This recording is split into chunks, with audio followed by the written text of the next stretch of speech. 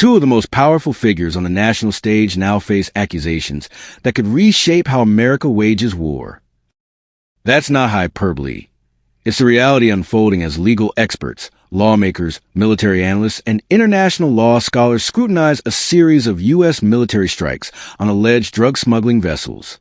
At the center of this storm, President Donald Trump, the commander-in-chief during the actions in question, and Pete Hegseth, who serves as defense secretary and has been linked to orders and strategic oversight tied to those attacks. This isn't just political controversy. It's not about tweets or rhetoric. It's about legal definitions of war crimes, the ethics of lethal force, and whether political leaders can be held accountable for decisions made in conflict zones, even when those decisions have purportedly domestic objectives. Let's unpack it. Who's who? The key figures in what happened. Donald Trump. As President of the United States in 2025, Donald Trump oversaw a controversial military push known as Operation Southern Spear, involving airstrikes on vessels in the Caribbean Sea and Pacific Ocean that the U.S. government said were engaged in drug trafficking toward the United States. Trump framed these strikes as part of a broader campaign against illegal drugs, asserting that cartels and their maritime routes posed existential danger to American lives. Supporters praised the assertive approach, while critics warned at blurred lines between law enforcement, national defense, and combat operations. Pete Hegseth, a former Army National Guard officer and defense secretary, played a central role in planning, authorizing, and defending these actions. According to reporting, Hegseth directed U.S. military elements to ensure that strikes were lethal and complete, including an alleged verbal instruction to kill everybody on a boat following an initial attack.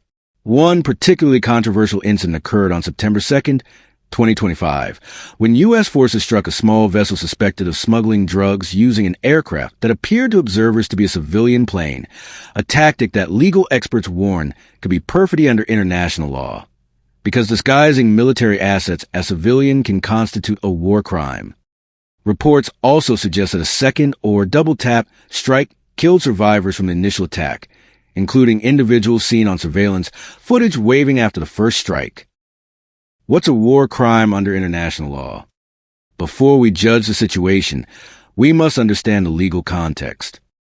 A war crime is defined under multiple international agreements, including the Geneva Conventions, as a serious violation of the laws of armed conflict, such as intentionally targeting civilians, using prohibited methods of warfare, or committing acts of perfidy, disguising a combatant as a civilian. In these reported strikes, the aircraft was not clearly marked as a military combatant, leading some experts to say it could constitute perfidy. Survivors of the initial attack were allegedly killed in a follow-up strike, a tactic sometimes called double tap, which appears to contravene norms about refraining from targeting shipwrecked or incapacitated persons. However, whether a war crime has occurred hinges on whether the situation qualifies as an armed conflict and whether these tactics were in line with accepted legal standards, questions that remain hotly debated. Importantly, allegations of war crime do not mean a conviction. Many legal experts emphasize that such claims require rigorous evidence and interpretation of international treaties and customary law. Why this matters? Legal and ethical implications. If lawful armed conflict exists, combatants are permitted to engage in hostilities, but with strict limits on methods and targets. Using a plane disguised as a civilian could breach the prohibition on perfidy, and targeting survivors of a strike raises serious questions about proportionality and humanity under the laws of war. Yet many legal scholars argue there is no conventional armed conflict between the U.S. and drug cartels or Venezuelan entities, meaning these actions might instead violate international human rights standards or the prohibition on extrajudicial killings. This matters because labeling something as a crime under international law significantly raises the stakes, both for those accused and for global norms on the use of force. Ethics of military action. Beyond the legal framework, there's an ethical debate.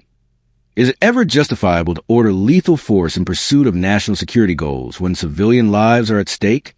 And what message does this send about American values when tactics resemble those used by rogue states? Precedent and accountability. Holding political leaders accountable for wartime decisions is rare and controversial. If Hegseth or any civilian official is found to have authorized unlawful conduct, it would set a powerful precedent, one that could redefine the boundaries of presidential and defense authority for generations. There are multiple perspectives to this. Many supporters of Trump and Hegseth argue the strikes were lawful and justified. They assert that the drug crisis is a national emergency. Drug traffickers are terrorists harming American society. Bold action is required to disrupt smuggling routes, and the administration believes it legally framed these operations as a form of armed conflict with narco-terrorism. From this standpoint, the actions are necessary and lawful efforts to protect U.S. citizens, and critics are engaging in political posturing. Critics and legal experts. Opponents, including some members of Congress and international law scholars, say these strikes lack clear legal foundation. Using civilian-looking aircraft and hitting survivors violates international law. Congressional authorization was not sought, potentially breaching domestic law. Some go further, arguing the approach undermines U.S. moral authority and risks war crimes liability. Other observers emphasize the need for due process and evidence-based analysis. They note, we should wait for official investigations.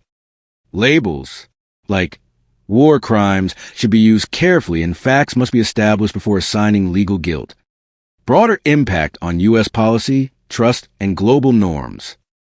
This controversial United States military strike beams a light on broader impact on U.S. policy, trust, and global norms.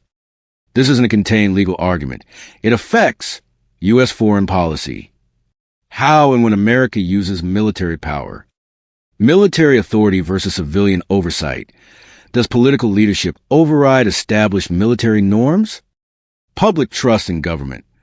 Americans are divided on national security, and this controversy deepens that divide. Media and military decision-making. How influential media figures like Hegseth intersect with strategic operations.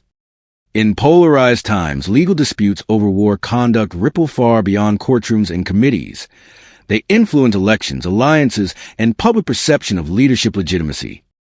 So, here's the question lingering over this controversy. If political leaders and their appointees can be accused of war crimes for controversial military decisions, where do we draw the line between lawful command and criminal liability? That's a debate not just for lawyers and lawmakers, but for every citizen watching how power, law, and ethics intersect on the world stage.